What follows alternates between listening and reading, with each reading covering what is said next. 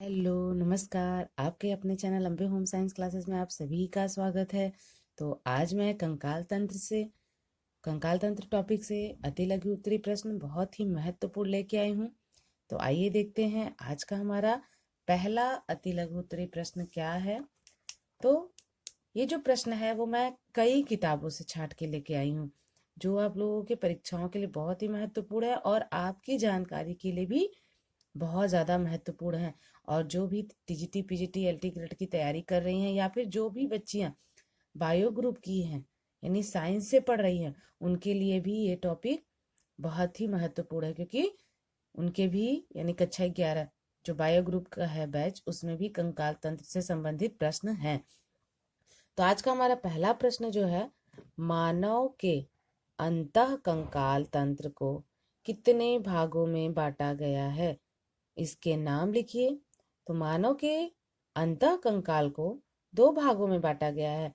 पहला है अच्छी कंकाल, इसके अंतर्गत खोपड़ी, कशेरुक दंड, उरोस्थी और पसलियां आती हैं। और दूसरा है उपांगीय कंकाल तंत्र, इसके अंतर्गत मेखलाएं और हाथ पैर की अस्थियां आती हैं। दूसरा प्रश्न है, मानव करोटी में अस्थियों की कुल कितनी संख्या होती है? तो मानव करोटी में अस्थियों की कुल संख्या 29 होती है, जिसमें से कपाल में 8, चेहरे पर 14 अस्थियां और कड़ में 6 तथा हेड अस्थियां पाई जाती हैं। इसके बाद है तीसरा प्रश्न, मानव के शरीर में सबसे मजबूत अस्थि कौन सी होती है? तो मानव के शरीर में सबसे मजबूत अस्थि जो होती है वो मैंडिबल अस्थि होती है। इसे बिल्कुल याद कर लीजिएगा, कौन सी अस्थि होती है? मैंडिबल। चौथा प्रश्न है, मनुष्य में पसलियों की संख्या कितनी होती है? तो मनुष्य में पसलियों की संख्या जो होती है वो 12 जोड़ी में होती है। और अगर ऐसे पूछे तो 24। अगर ऑप्शन में दे 24 तो आप 24 लगाइएगा, अगर जोड़ी में है तो 12। पांचवा प्रश्न है, गाउट रोग किस कारण होता है? तो जो गाउट रोग होता है वो अस्थि के जोड़ों में यूरिक अम्ल के एकत्रित होने के कारण अस्थियों में सूजन आ जाती है तथा जोड़े फूल जाते हैं, इसे ही गाउट कहते हैं। छठा प्रश्न है, अस्थि संस्थान अथवा कंकाल तंत्र का अर्थ एक वाक्य में लिखिए। तो शरीर में अस्थियों की व्यवस्था को ही अस्थि संस्थान या कंकाल तंत्र कहते हैं। हो गया ना आपका एक शब्द में, यानी अस्थियों की व्यवस्था को ही अस्थि संस्थान या कंकाल तंत्र कहते हैं। सातवां प्रश्न है, अस्थियों की बनावट कैसी होती है? तो जो अस्थियों की बनावट होती है वो बाहर से कठोर और अंदर से खोखली होती है। इसके बाद है आठवां प्रश्न, अस्थियों के खोखले भाग को क्या कहते हैं? तो अस्थियों के खोखले भाग को अस्थि गुहा कहते हैं। जो भी लोग वीडियो ध्यान से देखे होंगे उनको ये सारे प्रश्न के उत्तर आ रहे होंगे, है ना। नवा प्रश्न है, अस्थियों को मजबूत बनाने के लिए कौन सा तत्व महत्वपूर्ण है?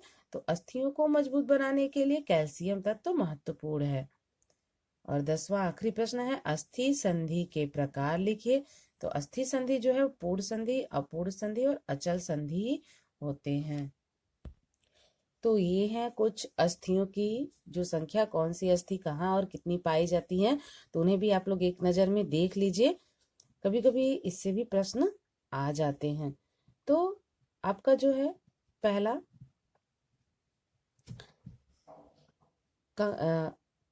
ललाट अस्थि, उसमें एक होता है। अगल बगल वाली अस्थियां दो होती हैं। कनपटी वाली अस्थि दो, खोपड़ी के पीछे की हड्डी एक, तितली नुमा अस्थि एक होती है और चलनीदार अस्थि जो होती है वो एक होती है। कुल मिलाकर ये 8 हो गई आपके कपाल की अस्थियां, ठीक है। इसके बाद चेहरे में जो होती हैं वो 14 अस्थियां होती हैं। तो वो 14 कहाँ है? ऊपर का जो जबड़ा होता है उसमें दो होती है, नीचे के जबड़े में एक। जाइगोमैटिक अस्थि दो होती है, तालु की अस्थियां दो होती है, नाक की अस्थि दो, फिर आसुबल हड्डी दो होती है, टर्बिलर अस्थि दो और वोमर जो होती है वो एक। तो ये कुल मिलाकर कितनी हो गई? 14। ज्यादातर प्रश्न यही पूछता है कि कपाल में कितनी अस्थियां पाई जाती हैं, तो 8। चेहरे में कितनी पाई जाती हैं, तो 14। और इन सब के भी मैं आपको बता दी। अभी आते हैं हम लोग देखते हैं रीढ़ की हड्डी।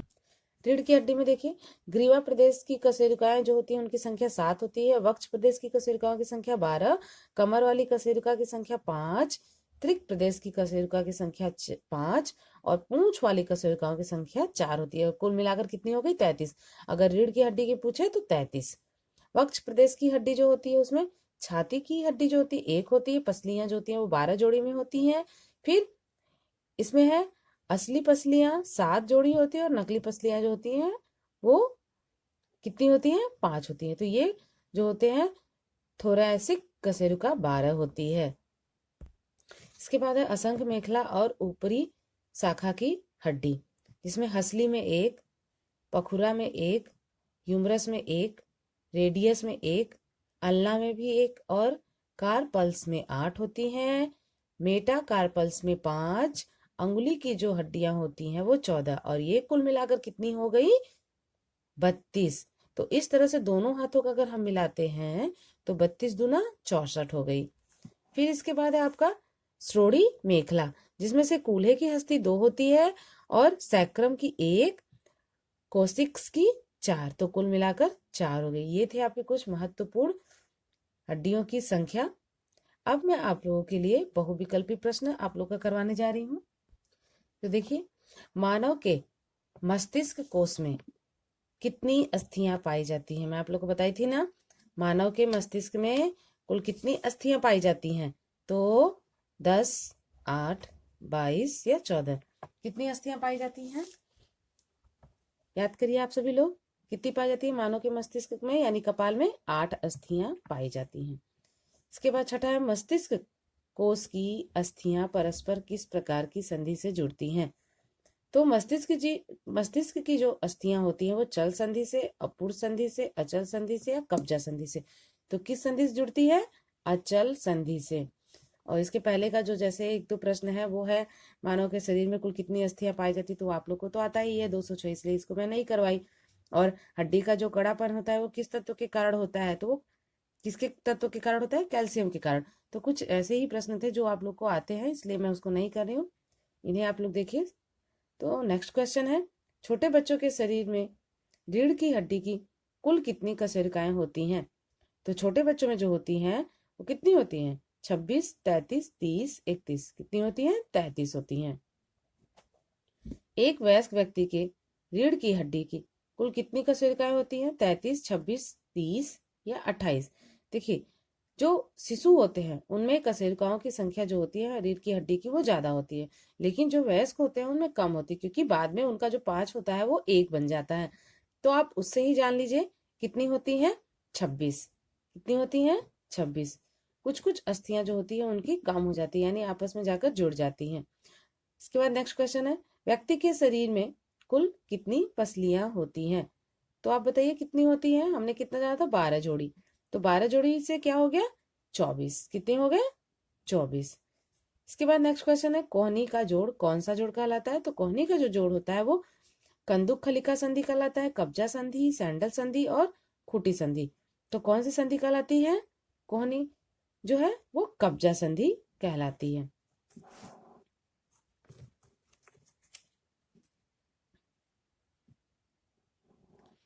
इसके बाद है, कूल्हे तथा कंधे के ऊपर पर किस प्रकार की अस्थि संधि पाई जाती है? अपूर्ण चल संधि, कब्जेदार संधि, कंदुक खलिका संधि या फिसलने वाली संधि? तो क्या होती है? कंदुक खलिका संधि। नेक्स्ट है, अचल संधि शरीर में कहाँ पाई जाती है? तो चेहरे में पाई जाती है, कलाई में पाई जाती है, कपाल में या फिर कोहनी में? तो अचल संधि अभी अभी पिछला प्रश्न आपने पढ़ा है ना, कहाँ पाई जाती है? जो अचल संधि होती है वो कपाल में पाई जाती है। कहाँ पाई जाती है? कपाल में। चेहरे में कितनी अस्थियां पाई जाती हैं? तो आप सभी लोग ने देखा ना, चेहरे में कितनी अस्थियां पाई जाती हैं? 22, 14, 20, 18 कितनी पाई जाती है? 14 पाई जाती हैं। इसके बाद है नेक्स्ट क्वेश्चन, शंखास्थियां यानी टेम्पोरल अस्थियां कहाँ पाई जाती है? तो कर्ण में पाई जाती है, अग्रबाहु में पाई जाती है, कपाल में पाई जाती है, फिर घुटने में पाई जाती है। तो कहाँ पाई जाती है ये? कपाल में पाई जाती हैं। इसके बाद क्या है, खोपड़ी में कुल कितनी अस्थियां होती हैं? कितनी होती हैं? 24, 26, 14, 22। खोपड़ी में कितनी अस्थियां होती हैं? आप सब लोग को याद होगा तो बता देंगी। 22 अस्थियां होती हैं। अस्थिभंग का मुख्य लक्षण क्या है? सूजन होना, पीड़ा होना, अंग की विकृति या उपर्युक्त सभी। तो अस्थिभंग के ये सारे लक्षण यानी उपर्युक्त सभी। तो ये थे आपके बहुत ही महत्वपूर्ण प्रश्न, यानी अति लघु उत्तरी प्रश्न। और कौन सी अस्थि कितनी संख्या में कहाँ पाई जाती वो मैं आप लोग को बता दी, बहुविकल्प भी बता दी। उम्मीद करती हूँ कि ये पाठ आप लोग के अच्छे से तैयार हो गए होंगे। अगर इस पाठ में आप लोगों को किसी भी प्रकार की कोई भी समस्या है तो आप कमेंट बॉक्स में कमेंट करके पूछ सकती हैं। नेक्स्ट वीडियो में मैं आप लोगों के लिए कोई एक और महत्वपूर्ण टॉपिक लेके आऊंगी। तो आप सभी लोग ध्यान से पढ़ा करिए, मन से पढ़िए, और जो भी आप लोग को लगता है कि ये इम्पोर्टेंट है उसे नोट डाउन कर लिया करिए। और अभी आपके जो है एग्जाम के डेट नहीं आए हैं, यूपी बोर्ड एग्जाम के डेट नहीं डिक्लेयर हुए। जैसे ही आपके डेट आते हैं मैं आप लोग को बता दूंगी। तो अभी आप लोग पढ़ाई में बिल्कुल मन लगाए रहिए, आप लोग के पास समय अच्छा है, पढ़ते रहिए। और